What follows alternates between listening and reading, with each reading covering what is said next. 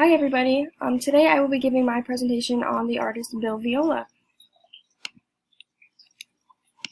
So first off, I would like to start by talking about his life.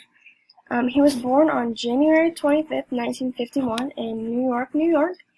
He attended Syracuse University for college, and that was also in New York, and he attended that from 1969 to 1973.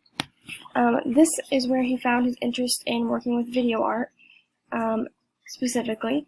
Then in the 1970s, he moved to Florence, Italy for 18 months after receiving his BFA in experimental studios. He then became a video preparator at Syracuse's Everson's Museum of Art.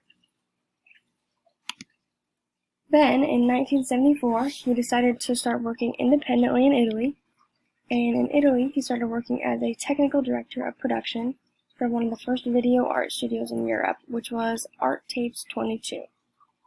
When he started working independently, this was where his works were most influenced, and they were influenced by the Renaissance art that he was around and surrounded by.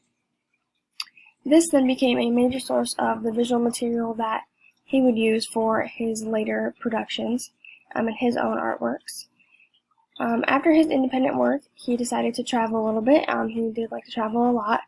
He traveled all around the world, but one of the main places that he went that had a lot of influence on him as an artist was Japan. He traveled to Japan in 1976 and got influences for one of his art pieces there called Hatsuyume, which I'll talk more later about towards the end of the presentation. Only a little while after he started traveling and that he married his wife, Kira Perov. They now work together and continue traveling with each other around the world. They did many different things together, but one of the things that I found that was interesting was they studied Zen Buddhism together, which they did a lot of, trying to study different cultures to incorporate that in art. So now, on to his type of art. He has a very different kind of art that not many people think of as art. When people think of art, they like to think of, paint or oil or that kind of thing, but he was more into video. So this just means that instead of oils and paints, the medium that he used was technology. He was known for his installations that surround viewers with sound and also moving images. Many of his works were also very long, but they reflected on art and prayer, meditation and healing, which kind of goes along with them studying Zen Buddhism. His art commonly has a figure wrestling with nature. So some of examples of this are he has stuff with humans drowning in water or being engulfed in flames, or almost anything representing birth or death. So let's see. So the first art piece that I'd like to discuss would be a piece called Going Forth by Day. Now, this piece was created in 2003, and it is composed of 5 different videos on different screens that are each 35 minutes long. All of the videos are in slow motion, and he did this on many of his artworks to make sure that the viewer slows down and focuses on the piece and kind of takes it all in. Now, in this piece, each video is different. They represent a different stage of a human's life.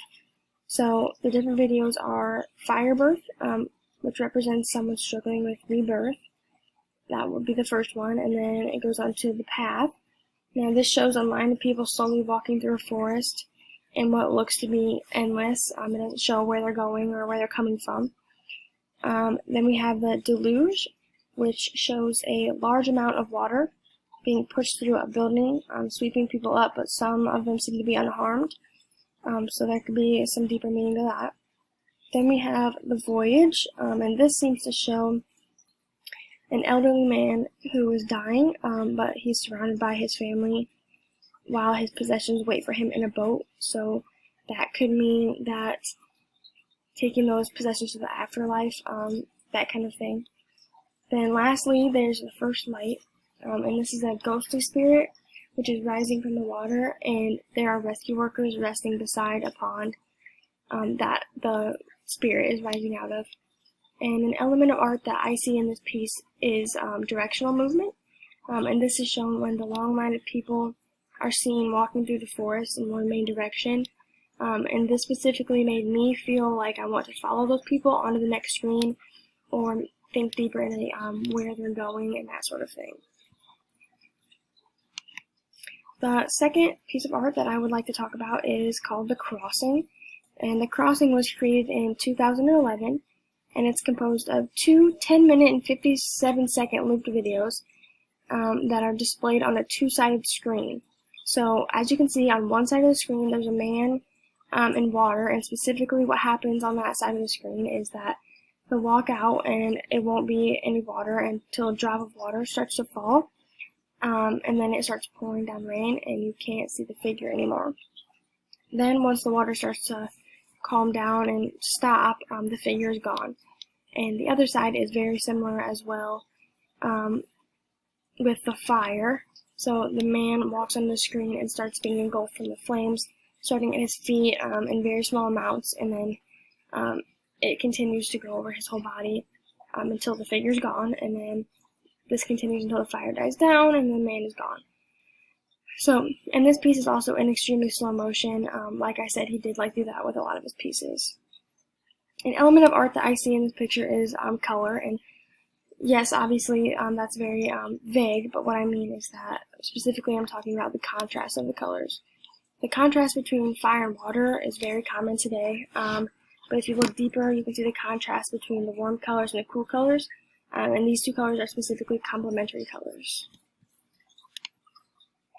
The next piece is called Ascension, and this piece was created in 2000, and it's a 10-minute long video where a human falls into the water from above. It looks like maybe they jumped in or that kind of thing, and slowly descends like they are drowning. The body has no movement and looks very dead-like. This is until the body stops sinking and slowly starts rising, almost like the video is in reverse. The body also seems to be in a crucifixion kind of position while sinking and rising, which could imply a religious meaning in some way. This artwork focuses on the universal human experiences such as birth and death. And an element of art that I see in this specific video is color harmonies. So this specific artwork only has one color, which is blue, but it has many different shades of blue. We have dark blue on the outer sides, and we have light kind of coming in, which is also another element that I saw. So the blues kind of make it monochromatic. The next piece that I will be talking about is called the Reflecting Pool.